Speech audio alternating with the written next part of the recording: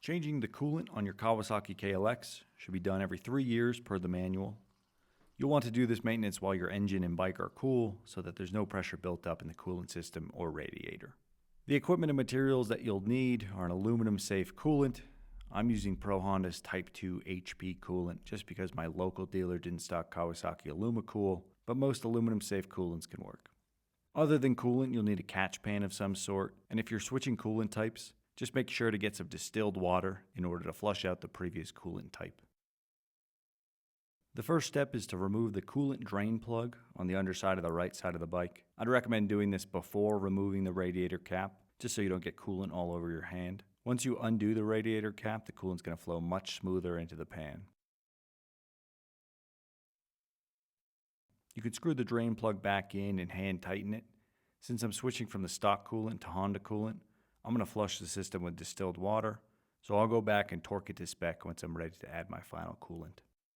There's also a coolant overflow reservoir in the rear of the bike. You'll have to remove one of your plastic panels to access it. There's 2 bolts to remove that hold the reservoir in place. You can go ahead and remove those and then pull off the breather hose on the top of the tank, and you can simply turn the reservoir upside down and pour out any of the existing coolant.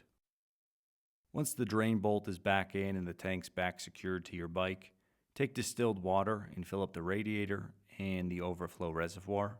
Put the radiator cap back on, and then you have the option to run the bike for a few minutes to circulate the water throughout the system. If you do choose to run the bike for a few minutes, make sure you let it cool back down before proceeding. Once the bike is cool, you can go ahead and undo the drain plug again and let the water flow out. Then you can take your remaining distilled water and continue pouring it into the radiator, and that will help flush out any of the remaining coolant that might still be in the system, and you can do that until you see clear water flowing into your drain pan. Before adding new coolant, tighten the drain bolt to 25 Newton meters using a torque wrench.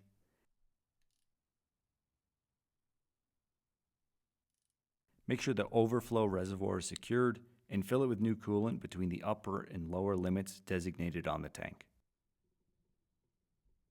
Then you can go ahead and use a funnel to fill up the radiator with new coolant until you see the coolant at the very top of the radiator.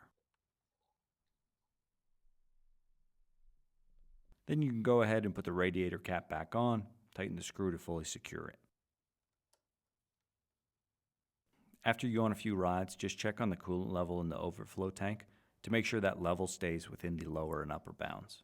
You can go ahead and pour the old coolant into either your empty coolant bottle or your distilled water bottle, and just make sure to bring it to your local auto parts store. They'll take it for free. Thanks for watching. Happy riding. Feel free to check out my other Kawasaki KLX maintenance videos.